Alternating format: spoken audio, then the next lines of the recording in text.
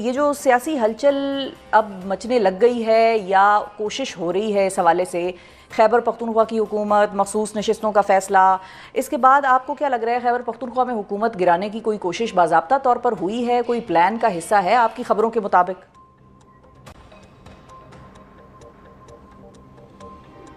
देखें, इसमें लग ये रहा है कि जो रूलिंग अलाइंस है उसके अंदर जो मुख्तलिफ उसकी जो मेंबर पार्टियां हैं उनके अंदर एक पार्टी जो है वो तो चाहती है कि खैबर पख्तूनख्वा में तब्दीली लाई जाए, लेकिन जो बाकी पार्टियां हैं और ख़ास तौर पे जिन पार्टियों की के साथ अली मीन गंडापुर साहब के ख़िलाफ़ तहरीक एतमाद कामयाब करवाई जा रही है वो अभी तक ऑन बोर्ड नहीं है। उसके लिए कोशिश की गई थी लेकिन वो अभी तक ऑन बोर्ड नहीं हुए। ख़ास तौर पे जो JUIF है, क्योंकि उनके काफ़ी मेंबरान हैं खैबर पख्तूनख्वा असम्बली में, और ये जो मखसूस नशस्तों का फ़ैसला आया सुप्रीम कोर्ट का, इसके बाद उनका भी नंबर जो है वो बढ़ गया है, वो भी ऑन बोर्ड नहीं है। ANP भी ऑन बोर्ड नहीं है, पीपल्स पार्टी भी ऑन बोर्ड नहीं है। अलबत्ता मुस्लिम लीग नून के अंदर कुछ लोग जो हैं वो कोशिश कर रहे हैं कि तहरीक एतमाद के लिए कोई कंसेंसस कैंडिडेट जो है उस पर इत्फाक राय कर लिया जाए। मानेंगे वो नहीं, ये मैं आपको बता दूं, मानेंगे नहीं वो, लेकिन उनकी कोशिश तो चल रही है। लेकिन अली मीन गंडापुर साहब जो हैं उनके बारे में ये तासुर इसलिए पैदा हो गया कि उनके ख़िलाफ़ कोई कार्रवाई होने वाली है।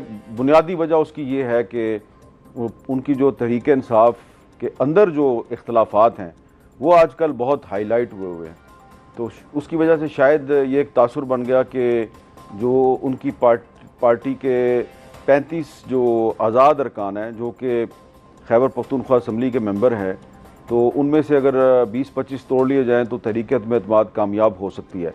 तो उसमें मेरा ख्याल है कि होमवर्क सही नहीं था जो इस्लामाबाद में बैठ के सोच रहे थे अच्छा। कि तहरीक एतमाद कामयाब की जाए। उनको ये नहीं था पता कि वो जो 35 हैं वो एक्चुअली इंडिपेंडेंट नहीं है। वो 35 जो हैं वो सारे के सारे जो हैं वो सुन्नी इत्तेहाद कौंसिल में शामिल हो चुके हैं, और सुन्नी इत्तेहाद कौंसिल जो है वो अगर उसके डिसिप्लिन को वो वायलेट करेंगे तो साहबजादा हामिद रज़ा साहब उनके खिलाफ कोई ना कोई लीगल एक्शन भी ले सकते हैं। अच्छा, तो फिर मीर साहब जब ये वजह जिसकी वजह से ठीक है, तो फिर मीर साहब अब एक और स्टेटमेंट याद आ रही है, जिस तरह से आपने बताया कि Peoples Party, ANP, Fazlur Rehman साहब ये अभी ऑन बोर्ड नहीं है इस सारे प्लान के हवाले से, लेकिन अली जो गंडापुर साहब की हुकूमत है उसके जो एक और बड़े नाकिद हैं, बड़े सख्त मुखासमत रखने वाले गवर्नर खैबर पख्तूनख्वा, वो ये कहते हैं कि मेरे हाथ में 50 लोग हैं ऑलरेडी। तो वो किस पैराए में बात कर रहे हैं, किस कॉन्टेक्स्ट में कर रहे हैं, उनका कोई और होमवर्क हुआ हुआ है क्या?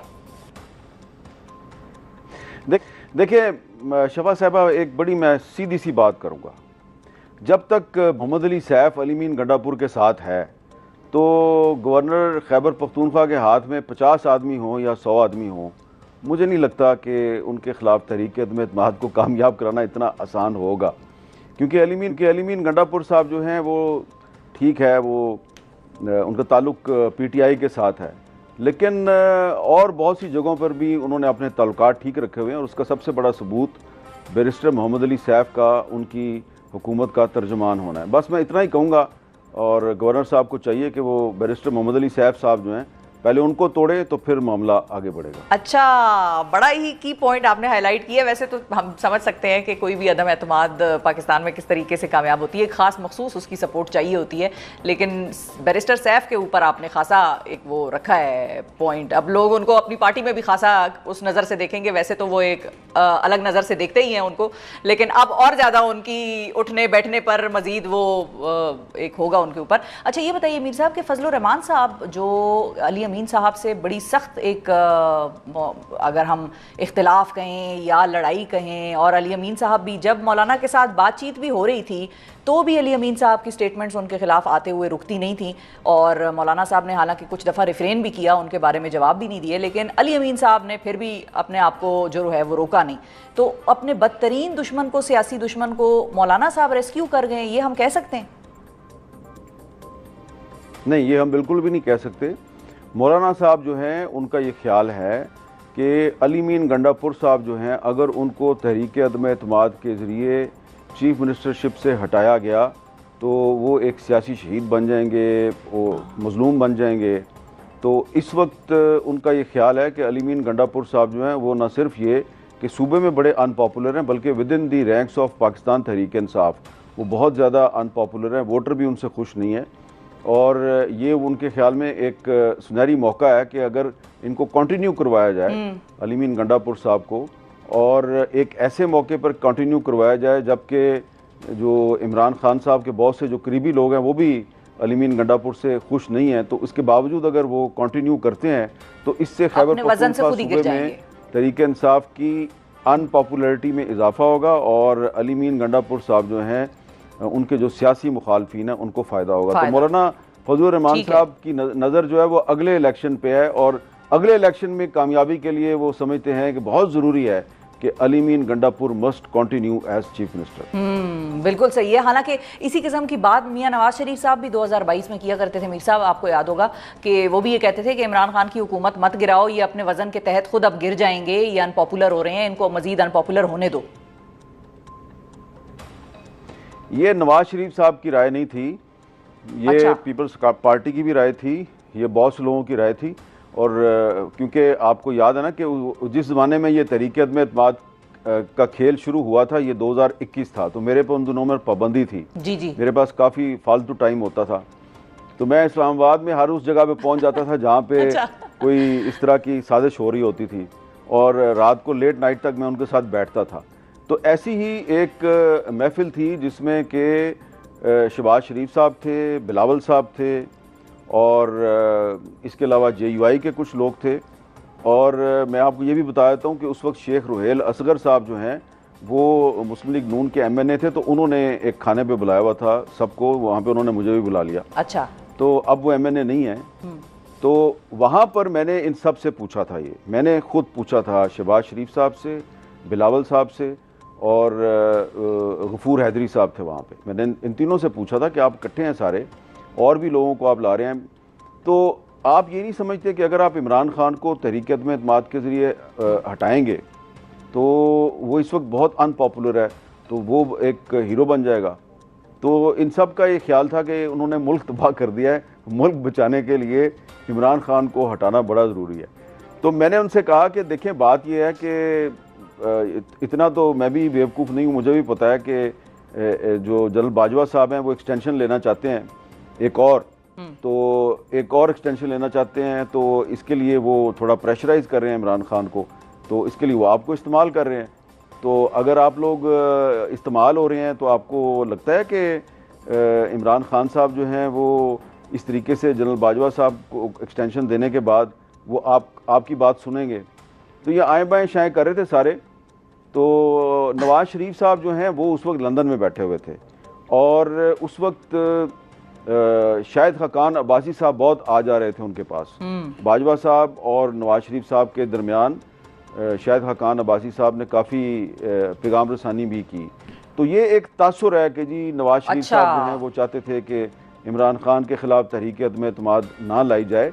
जो तहरीक अदम एतमाद आई थी वो नवाज शरीफ साहब की कंसेंट से आई थी, उनकी मर्ज़ी से आई थी, और उसके बाद फिर जब तहरीक अदम एतमाद टेबल हो गई, उसके बाद बाजवा साहब ने और जनरल फैज़ साहब ने कोशिश की कि ये वापस हो जाए, और ये सारे जो हैं इनको बुलाकर बाजवा साहब ने कहा इसको वापस करो। वहाँ पर जो बलूचिस्तान के कुछ रहनुमा थे वो डट गए थे, उसमें खालिद मक्सी साहब थे, उसमें अख्तर मैंगल साहब थे, और एक और बलूचिस्तान के रहनुमा थे। 3-4 जो बलोच रहनुमा थे ये डट गए थे। तो ये तासुर बिल्कुल गलत है कि जी नवाज शरीफ साहब जो हैं वो तहरीक अदम एतमाद के। लेकिन मीर साहब, यही दोनों हजरात फिर PDM हुकूमत का भी हिस्सा बने थे, अगर उस वक्त वो डट भी गए थे कि हम नहीं इसका वो बनते पार्ट। आप अख्तर मैंगल साहब की बात कर रहे हैं और खालिद मक्सी साहब की बात कर रहे हैं? जी हाँ, ये बिल्कुल बने। खालिद मक्सी साहब जो है उन्होंने तो जनरल बाजवा को यहाँ तक कहा था उस मीटिंग में कि बाजवा साहब, मैंने तो अभी 24 घंटे पहले जो है बाप पार्टी जो है उसकी तरफ से प्रेस कॉन्फ्रेंस का ऐलान किया और मैंने इनकी हमायत की है। तो अब आप कह रहे हैं जी कि तहरीक अदम एतमाद वापस लो और इमरान खान शुड कंटिन्यू, तो ये तो फिर आप इस तरह करें, फिर आप मार्शल लॉ लगा दें इस मुल्क में, अगर आपने इस तरह ही करना है। तो ये देखिए ज़रा, बाप पार्टी जिसके बारे में कहा जाता था कि वो बिल्कुल इस्टेब्लिशमेंट की जेब में थी, उसके रहनुमा खालिद मक्सी साहब ने इनकार कर दिया। बाद में अख्तर महगल साहब पीडीएम में शामिल हुए, लेकिन फिर उनके इख्तलाफात हो गए, क्योंकि वो उनके इख्तलाफात इमरान खान से भी हुए थे। वो इमरान खान के साथ भी एक पॉइंट पर उनके साथ गए थे कि आप लापता अफराद का मसला हल करें। जब वो मसला हल नहीं हुआ, उन्होंने उनका साथ छोड़ दिया। फिर पीडीएम की गवर्नमेंट में भी उनका यही फड्डा था, और अभी भी उन्होंने जो असेंबली से इस्तीफा दिया हुआ है उसके पीछे भी यही कहानी है। बिल्कुल तो सही है। इसलिए आप ये कह सकते हैं कि इमरान खान के खिलाफ तहरीक-ए-एतमाद में वो लोग इनके साथ थे, लेकिन अब तो वो इनके साथ नहीं। हाँ जी, अब इनके साथ नहीं। तारीख बस बड़ी बेरहम होती है, बहुत सारे लोगों को बेनकाब करती जाती है साथ साथ। अच्छा मीर साहब, ये बताएं आप कि पीपल्स पार्टी इस वक्त की क्या सिचुएशन है? कल हमारे प्रोग्राम में साहिबजादा हामिद रजा साहब थे, वो ये कह के गए हैं कि अब परेशान होने का वक्त वफाक का आ गया है और वफाक में भी कुर्सियाँ तब्दील हो सकती हैं, कोई और फ्रंट पे आके बैठ सकता है, तो नून लीग के लिए खासा परेशानी का वक्त है। और साथ ही खबर ये भी उड़ी हुई है कि पीपल्स पार्टी जो है वो बाकायदा तौर पर कैबिनेट में शायद शामिल होने की हवाले से बाज़गश्त भी चल रही है, बातचीत हो रही है, सोच विचार हो रहा है। आपकी इस हवाले से क्या इतलात हैं? पीपल्स पार्टी अभी कहाँ खड़ी है, क्या हो रहा है? वज़ीर आज़म शहबाज शरीफ साहब कोशिश कर रहे हैं, काफ़ी अरसे से पीपल्स पार्टी को कन्विंस करने की कोशिश कर रहे हैं कि आप फेडरल गवर्नमेंट का हिस्सा बन जाएं, क्योंकि अभी पीपल्स पार्टी जो है ना वो सिर्फ कॉन्स्टिट्यूशनल पोजीशंस लेके बैठी हुई है। प्रेसिडेंट ऑफ पाकिस्तान का ओहदा है और 2 सूबों की उनके पास गवर्नरशिप है, तो इन ओहदों पे वो बैठे हुए हैं। तो लेकिन शहबाज शरीफ साहब चाहते हैं कि वो कैबिनेट में भी शामिल हो जाए। उसके लिए उन्होंने उनको 5-6 बड़ी अहम वजारतें भी ऑफ़र की हैं। इस पर पीपल्स पार्टी के अंदर इब्तदा में ये राय थी कि हमें इनके साथ शामिल हो जाना चाहिए, लेकिन फिर बिलावल भुट्टो जरदारी साहब जो हैं, उन्होंने जब सलाह मशवरा किया, अपनी सेंट्रल एग्जीक्यूटिव कमेटी के अरकान से बातचीत की, तो उनका ये ख्याल था, ख़ास तौर पे जो पीपल्स पार्टी पंजाब के जो रहनुमा हैं, कि जी हमारी तो लड़ाई चल रही है मुस्लिम लीग नून के साथ सूबा पंजाब में, उन्होंने जो वादे किए थे वही पूरे नहीं किए, तो प्लीज़ आप इनका फेडरल गवर्नमेंट का हिस्सा ना बने।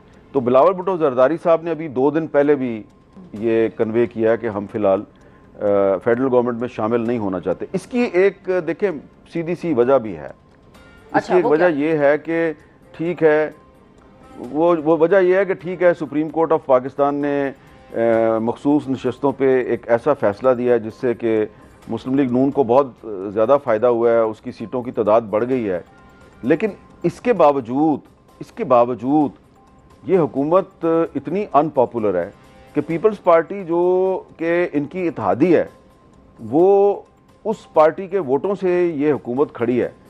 उसके बावजूद पीपल्स पार्टी इस हुकूमत की काबीना में शामिल होने से गुरेज कर रही है और मुसलसल गुरेज किए जा रही है। और अभी मुझे लगता है कि फ़िलहाल आने वाले काफ़ी अरसे तक पीपल्स पार्टी गुरेज की पॉलिसी ही इख्तियार करेगी। गुरेज ही करेगी, बिल्कुल ठीक है।